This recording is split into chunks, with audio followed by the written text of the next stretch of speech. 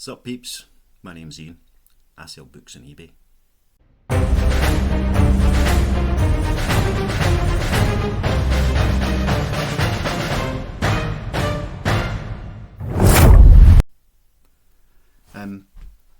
A bit of a pick and pack video this morning. Got about 12, 13, 14, maybe 15 orders that might get packed up and out today.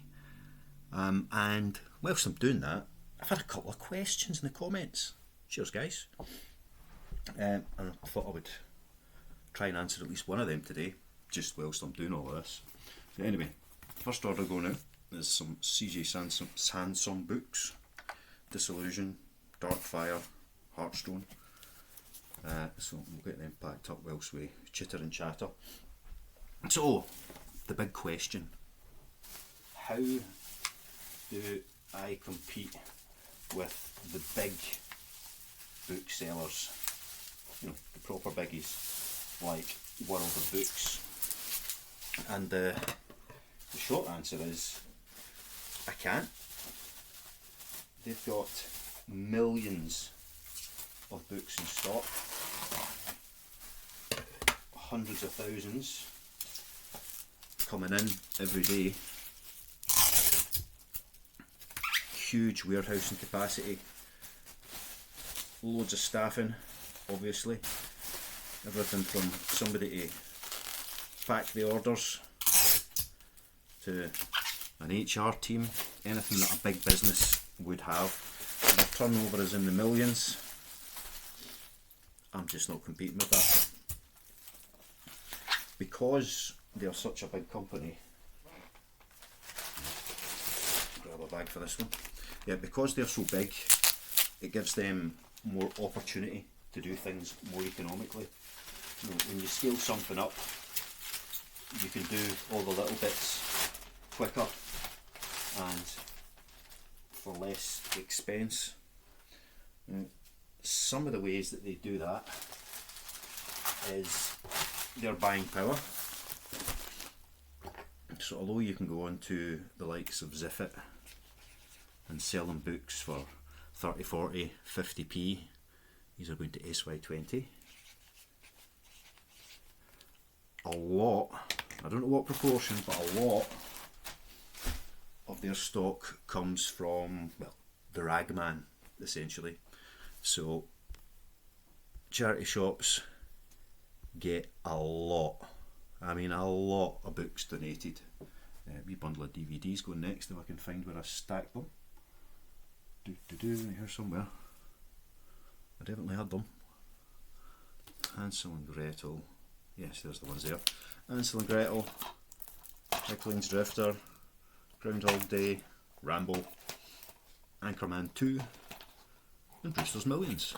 A couple of wee classics in there. Yeah, that's the ones. Just going to WS7. Yeah, so their buying power.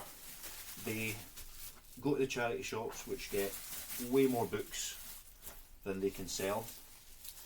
And somebody will go around once, twice a week and collect all those books that they can't sell, and they buy them by the weight. So they'll usually go to the charity shop and they're selling them for £1 each, or 50p each, or 3 for £1, or whatever that deal might be that they give to the customers. When they sell them to the ragman, i.e. World of Books, or similar, then they're paying, pennies per title, absolute pennies. So their buy cost is negligible for most of the titles that they sell. It really is just pennies. I mean, completely guessing here on what costs would be, but I would assume that to buy a book and pack a book, so the cost of the book and all the packaging is going to be 10p or less on average for an organisation that size, and let's say the sheer buying power that they've got. So if they can buy it and pack it for 10p, they're already way ahead of me. My average buy cost is about 25 pence a book. 650 grams for these DVDs. Where did I say they were going? WS7. Yeah, so about 25 pence a book it costs me to buy, and my packaging can be anything up to about 20 pence. So 4 or 5 times it costs me what it costs them just to get the book and get it packaged up ready to go out the door. The next thing they have the opportunity to save on is postage. So anyone who's bought from them, sorry, Pile of Grisham's next, just reach over and grab these. We stack of them. Judges List, Last Juror, Rooster Bar, I'm holding these up, nobody can see them. Grey Mountain, and a wee hardcover, Racketeer. Yeah. So yeah, postage. Postage is a huge expense when you're selling low value items such as books, and the big sellers offer free postage. I can't do that. How can they do that? Well, they don't use Royal Mail for a start, which I do because I don't trust the other ones. Too much seems to go missing compared to the volume that goes out, so it's not worth it. But for example, if they're using Every, then a typical book would cost you or I £2.80 to send by Every, which is quite reasonable if it actually gets there. But if you're big enough and you're shipping enough, then it's possible to get a deal where you will pay for the total weight shipped over whatever period of time. I don't know if it's a day, a week, a month, a year, whatever it is. So if each book weighs, say, 300 grams, then that's going to cost me £2.80 if I was using every time I shipped a book.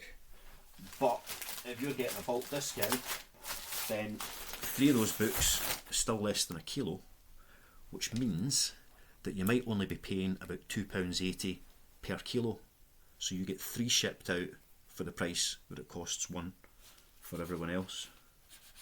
So that is another big advantage they've got there. The weight on this one, what are we? 1970. So they can ship for potentially a third of the cost of what it would be for anyone else to do that. The next thing that they do, and this is something that I do as well, it's one of the few opportunities that I've got that I can exploit the same way that they do, is the VAT man. If your turnover is more than £85,000 a year, then you need to be VAT registered. Doesn't matter what you're selling, you need to be VAT registered, unless you're a charity or something, I don't know. But yeah, the VAT is essential. So I haven't hit that turnover yet, but you don't have to be doing that turnover to register for VAT. So I've registered anyway. Why? Why would you register and pay VAT on stuff when you don't have to? Well, books are VAT exempt. When you sell a book, you don't have to charge VAT on it, so therefore you don't have to pay VAT on it. And any associated costs with that purchase, such as shipping, are also VAT exempt. Listing fees, postage, you pay VAT on. So if I pay £3.29, which is my Royal Mail cost typically, for postage, 20p for packaging, that's £3.49, and say another £2 ish on my eBay fees for every sale, then that's £5 that I have paid out where I can claim the VAT back. So that's about £1 back every time. So for most companies, You buy stock, you pay VAT on it. You sell stock, you have to pay VAT back on it, the difference between purchase and sales price. You buy all your different bits and pieces like your packaging, pay your postage, so on, and all these things are VAT. So it ends up that if you owed the VAT man £1 for something, you'll maybe end up paying 40p because your other costs, you'll already have paid VAT on them, if that makes sense. But with books, you only get the VAT back. You don't have to pay anything extra out. For the most part. There's a very, very few exceptions to that. So, again, if we look at the big booksellers, they sell a book for £3 and they're posting it for less than £1. They're buying it for pennies. So they sell it for £3 and it's maybe cost them £1 to completely process that order, which is very good, well done then. And then they get the VAT back on the £1 that they've spent as well, so they make a wee bit of extra money on that side. So that's why you can't compete with big booksellers such as World of Books unless you have access to capital, which is going to let you set up an operation that size, you know, not quite overnight but very, very quickly. You can obviously grow to that size because all these companies will have started somewhere, and that's something that would be nice to do. Don't know how far down that line I want to take it, but I'm a bit old. But you can grow to compete with them and then get out and get the same sourcing opportunities. So, no, you can't compete with them on the whole, but you can compete in little pockets. So, purchasing, I'm not able to do what they do with their purchasing power. I don't have an app, so people can go on and scan books and you pay them money straight to their bank account. But I do pick up most, 99% of my stock at direct shops. Grab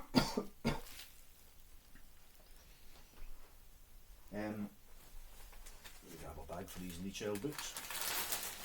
And what I've found is that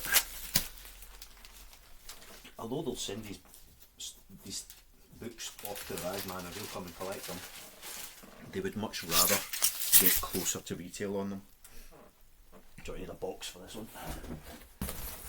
So I've come to an arrangement with a couple of places. Well, they will let me in to go through their excess stock, the stuff, you can roll, the stuff that they can't get out on the shelves, they can't retail, and I get to pick through all of that, find the stuff that I want.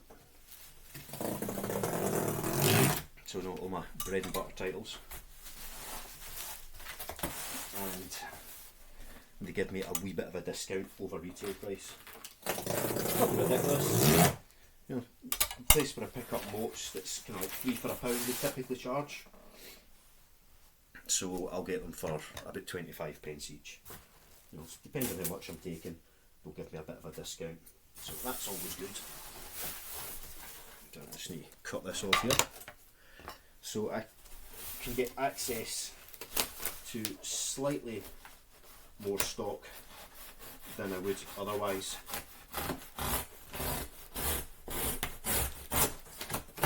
And they make a bit more money than they would just punting all the stuff off to the ragman. So that's the first place where you can begin to compete, build relationships with local businesses, and hopefully they'll do you a good turn. That doesn't mean going and be all smarmy and businessman-y and salesman-y. It just means consistently go into places and buy from them. Don't be pushy. Don't expect Oh, I buy books from you, so you need to let me through and see your other stuff. Make sure that they know who you are. Make sure that they know what you're doing.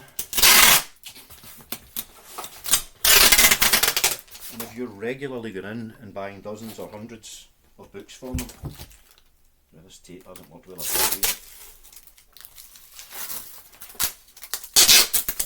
at some point the opportunity may arise that they've just had a big donation, they've had a big bulk of stuff come in, it's all sitting through the back, and rather than them go through and sort it all out, they might let you go through and pick through it and get what you need, and then you've set a precedent and you can work on that.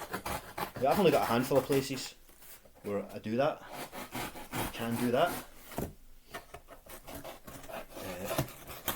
but it is, you know, the power of the ask. If you don't ask, you don't get, but at the same time you don't want to be pushy. You only want to ask where it's the right place and the right time to ask. So anyway, that's what you can do to compete a little bit on getting stock. You're taking some of it from them, things that would be going to these bigger companies via the ragman.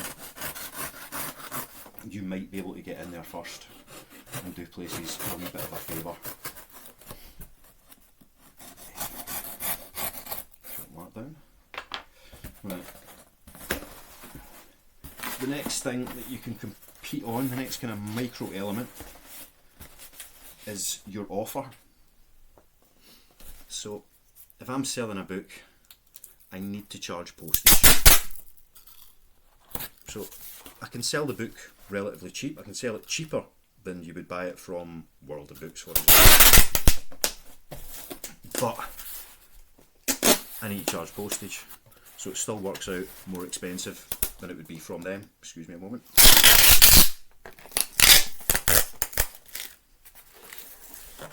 Just get the tape noise out of the way.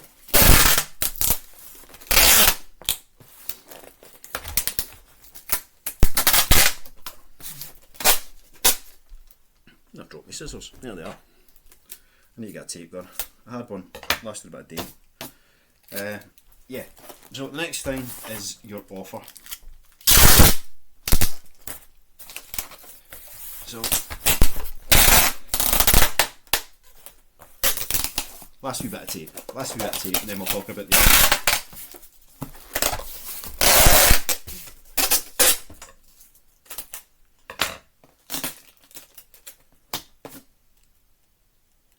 So a popular way to sell books for small sellers is in bundles, obviously. 4 kilos for this one. And that's exactly what I do. These are going to Big Bundle of Lee Child with 1 Peter May book in there, GL2. Yeah, I'll find the occasional set of books and put them up as a set so people can buy them. For example, recently we've had a set of Mary Poppins books, 5 books, just put them together, sell them in one go instead of listing them up separately. But for the most part, I keep away from doing that because I've found, this is just my experience, it will be different for everyone, that the type of authors people want bundles of have written a lot of books, and trying to guess exactly which books somebody wants. There's a good example, Peter May. So this one's Chessmen, doo-doo. The Night Gate, da-da. Entry Island, dee-dee. Cast Iron, dee-dum. So I've got dozens of Peter May books, all in one listing, and I've got them all put through as variations. So rather than try to guess that somebody might want those 4 particular books to buy as a bundle, I've got them all up there and they can go in and choose their own and get them at a bundle price. So what have I got these for at the moment? So $2.50 each for the Peter May books. But if you buy a bundle of 4 or more, you get 30% off. So that means they're getting 4 books for and once you've added in the postage cost, £10.65. So that makes it competitive price wise with, if they were to go and buy them from World of Books or a big seller, they're going to get maybe buy 3 get 1 free with free postage, but it's like £3 something each on average from the other sellers, so it's about the same price. Doesn't make me overall ridiculously cheaper, it just means that I can sell them that way for the same price as the big sellers. But if somebody just wants one book, then it's going to cost them, you know, £2.50, £5.50, £6.15 to buy that one paperback, so that makes it less common to sell them that way, although still books do sell that way. I find it all surprises me, but sometimes people are just happy to pay it. I know there's a lot of people out there who don't like using the big businesses for these things, and you know, if you're buying second hand, you should be getting it from the charity shop or somebody who's a small business. And I'm quite sure I get a number of sales from people who have that philosophy. I kind of share it, to be honest. So that's not a bad thing. Next we've got another one that comes from the bundles. So Joe Nesbo, The Snowman, Midnight Sun and Macbeth. Lots of these listed, all in one big listing as variations, and means people can go in and choose exactly what they want from them. Just make sure I've picked up the right copy of Macbeth. So I've got a couple of these, and one of them's a first ed. Yep, the right one. So yeah, that allows me to be competitive in price where I sell, where people buy more than one book. And that's really the extent of my business model at the moment. Selling these books for a tenner. Well, we use the Peter May books. They went for a tenner for the 4 of them. So they will cost me £3.29 to post. They will cost me 20p to pack. So that's me at £3.50. They will have cost me £1 to buy. So that's £4.50. But we'll ignore the pound to buy at the moment. So let's keep it £3.50. The fees on that will be nearly £3, because it probably went through a promoted listing. And eBay take about a third of your total value, obviously, including the postage that people pay. So that's me at £6.50. I've paid out to make that sale. Let's say we'll discount the £1 purchase price at the moment. That's £6.50. I've paid VAT on all of that, which means at the end of the quarter I do my VAT return and I will get a refund or a discount against items where there was VAT charged, because I do sell other stuff. But essentially I'll get that back on £6, that's about £1.50. So I get £1.50 back there. My total cost, including the cost of the books, was £7.50. So I've got £3 I'll get on that side. So I'll make about £4.50 selling those 4 books. So that's what keeps my profit per book at round about £1. Sometimes it's a bit less, sometimes it's a bit more, but it is round about £1 per book that I get back. And that is my business model just now. I'm doing all of this from home at the moment. I'm hoping that there's a really good Q4 and that creates enough spare cash that I can go and get some sort of a unit, whether it's something with a wee retail front or just somewhere to work entirely online. I don't know. I'll see what's available if and when I raise that money, and when I do that, then I can improve my processes, carry more stock, and get closer to being in a position to start competing with big sellers as they are. I mean, we've mentioned World of Books a few times. There's a lot of big sellers out there on eBay and on everywhere else, and they were turning over, you know, millions of books. And when you get to that kind of volume, your profit, your gross profit per sale can be a lot less, because you're doing so many. It'll still, you know, overall give you the profits that you need to pay the expense of running a business that size and take whatever type of salary you want off the top of it. So anyway, I hope that made some sense. Right, nice things can maybe get a wee bit incoherent when I'm just blethering away whilst doing another job such as this. But that's where we are. The other question that I had was about listing. And how do you list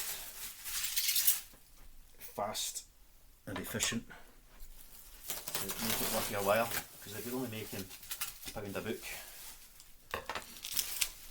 and you need to be listing a heck of a lot to, you know, get a living out of that.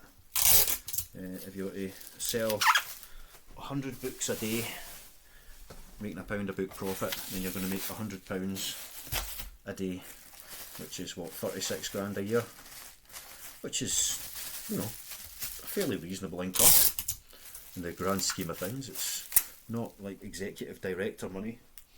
It's not the, yeah, I made £250,000 selling books on eBay. No, that's not happening, mate. But it's quite respectable.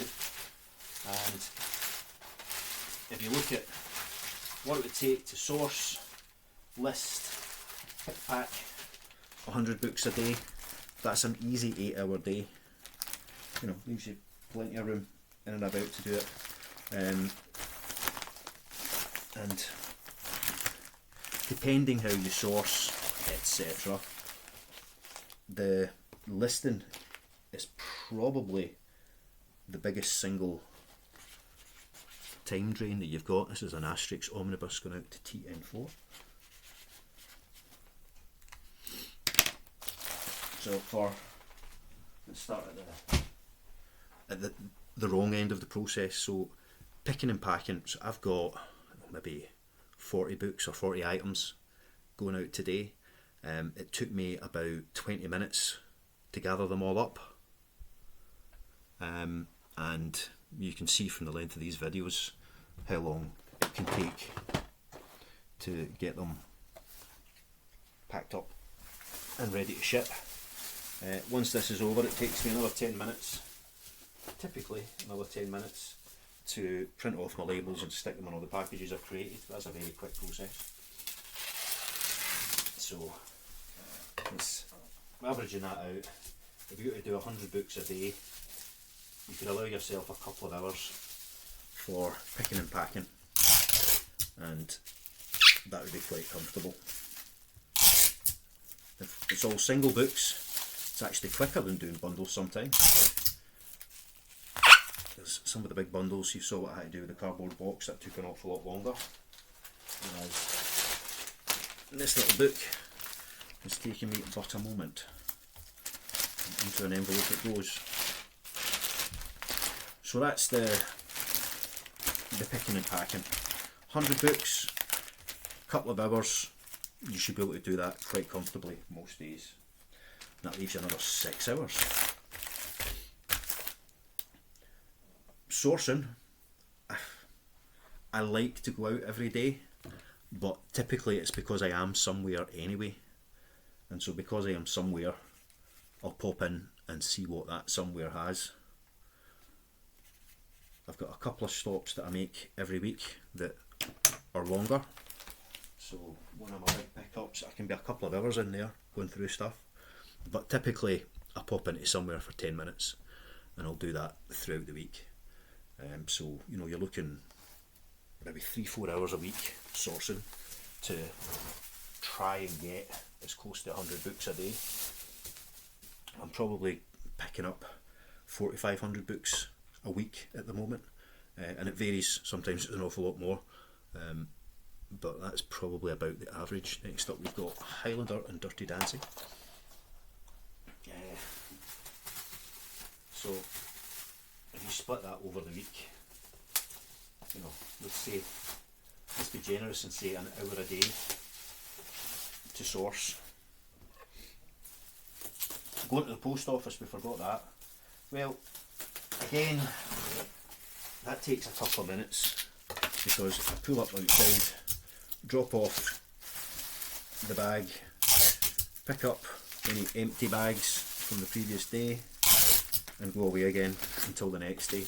But you can do it even quicker than that, because if you go, certainly Royal Mail, then you can have them collect from your door every day. So once you're in a routine with that, you do your postage one day and it all gets picked up and taken away the next. So again, you're talking just minutes for that to be collected and gone if you can't get out to the post office every day, or going to the post office would be an extra burden on top of what you're doing. These are going to DT8. So I don't really, see, for me, I'm not really counting that within the hours, but you know, you could chuck another couple of hours a week on and there's still plenty of space to go.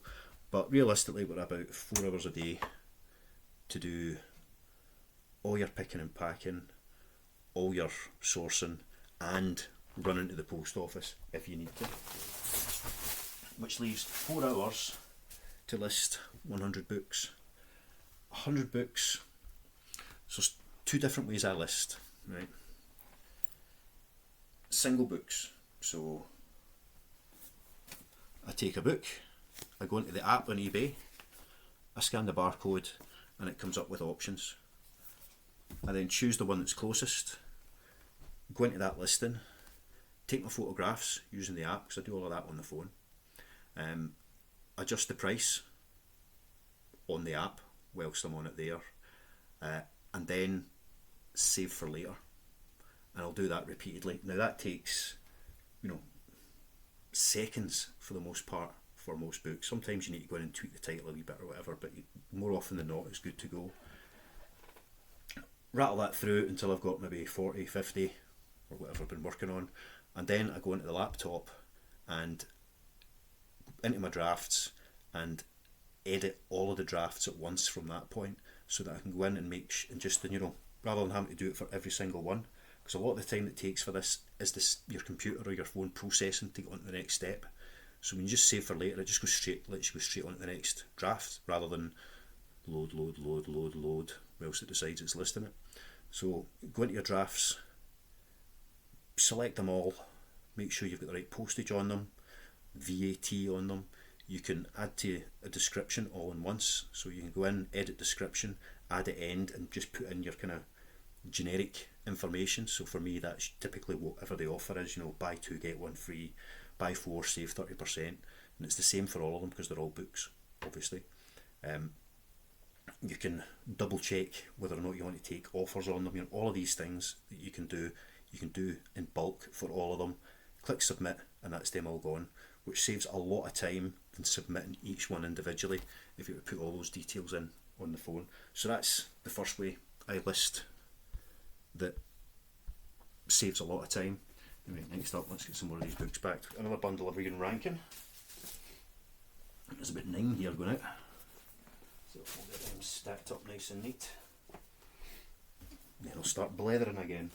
That goes there.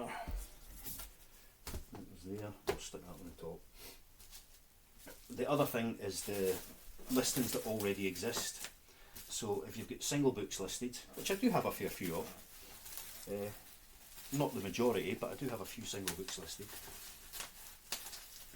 I try and only list single books if they're worth more than an average, if that makes sense.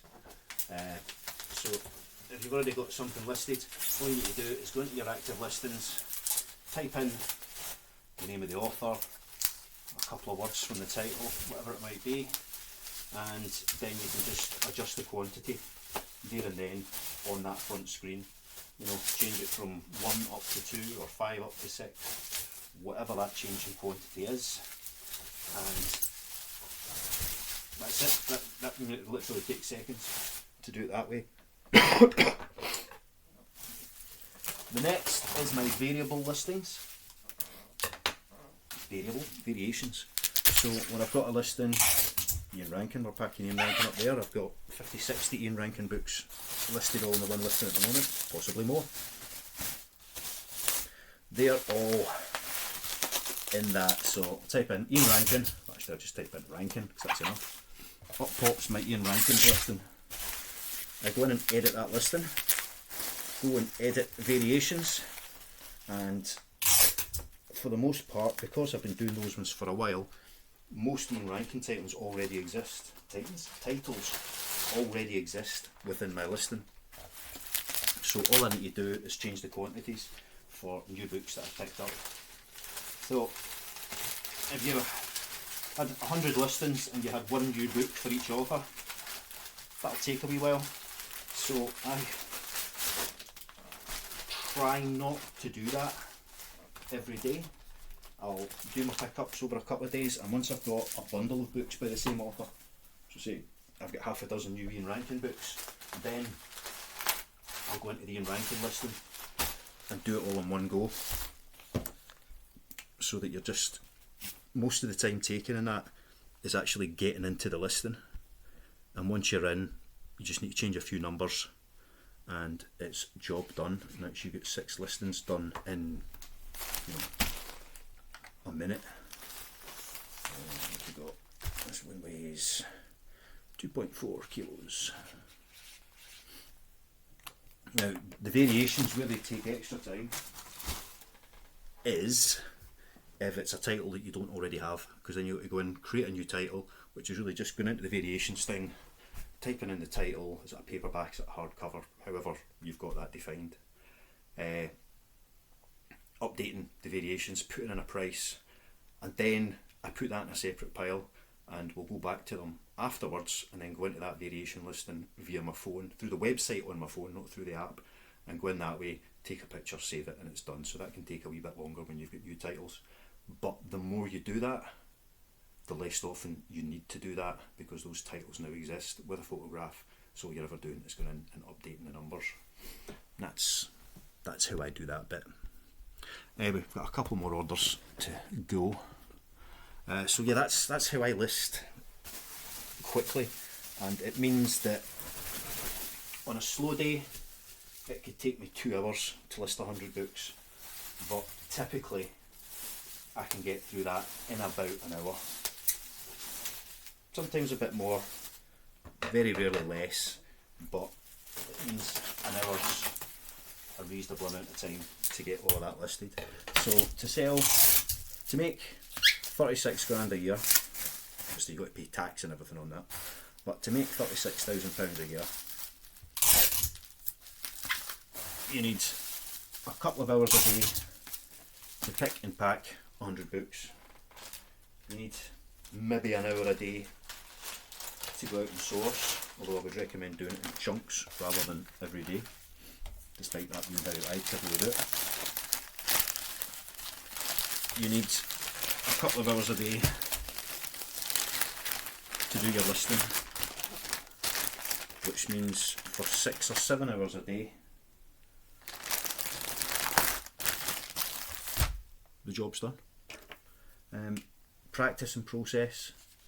So when you're picking and packing, have your environment appropriate for the task. So I go and I pick and I set everything out on the table. Then when I'm packing, I've got my wrap here, I've got my bags just there, I've got my scales just here, tape, everything within easy reach. So all I'm ever doing is from the one spot, pivoting around to do what I need to do, rather than having a big pile of stuff and having to walk all over the way over there, find that book, come back, excuse me, wrap it all up, go over here at the scales, tape it up, you get the thing. Have a process that works. Now, one other thing that takes a lot of time in amongst all this, which I haven't mentioned so far, but I will mention now, with that, I'm thorough. I found this when I was picking up, it's like 10 for a pound DVDs yesterday. I thought, oh, I've never seen that before. So when it's something I've never seen before, it's a bit different, I just grab it. So that was listed yesterday afternoon. It sold for £8 yesterday evening. That was quite good. I always look for the unusual. Yeah, the other thing that takes time is managing your inventory. So once you've listed items, you need to put them away. They need to be stored appropriately so that you can easily access them. And the extra time I've got is typically used keeping on top of that, keeping things in the right place, knowing where stuff is, and making sure that the place is as tidy as possible. I know how much stock I can store,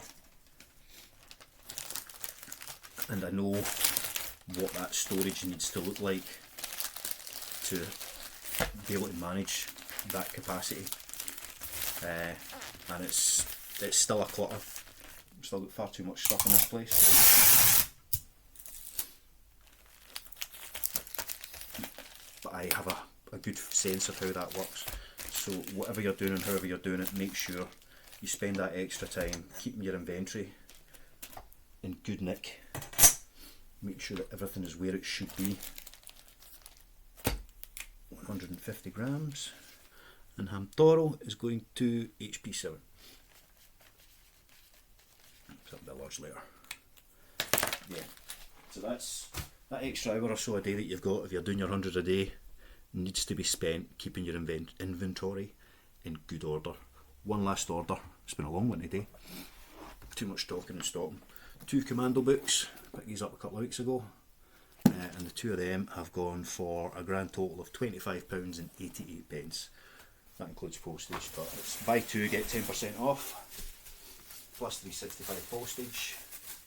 So somebody saved themselves £2 or £3. So essentially the postage is free when something of that value is low. And they're cracking books.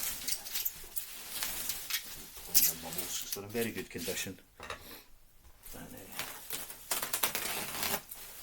one of the places to get sales is obviously repeat buyers, so go with every effort to under promise and over deliver. Don't try and sell something in fantastic condition if it ain't. Say it's in good nick, and then when people get it they'll go, oh, this is in really good nick. And you might get some good feedback, and they might be more inclined to come back again. People don't buy one book in their life. If people are readers,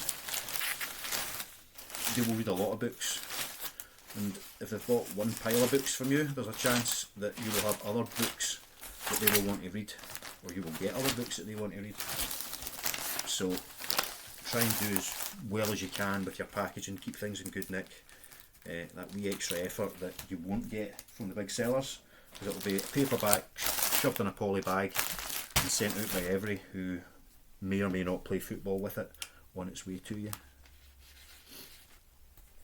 So make the extra effort on these things and it will all be good. Anyway, that is everything packed up. Those commando books are going to W8. So like I say, all I do now is reset to 0, which is put, the tape and the pens and the sellotape, all these things, put it all away where it needs to be, so that when I'm ready to do my next lot and grab and I'm good to go, then I will select all of these orders and do the postage labels for them all in one go. So all you need to do is go and bang in the weights for each of them, select the postal service if it's different, but again you can edit all, print the labels off, I pile them up in the order that I pack them, and then that order gets reversed when I'm typing in the weights, and then when the labels are printed off, the labels are in order to put onto the parcels, which are still stacked in order. Label it, into a bag in the car, off to the post office, job done. Anyway, that is all for today. Thanks for watching. See you next time. Love you. See you. Bye.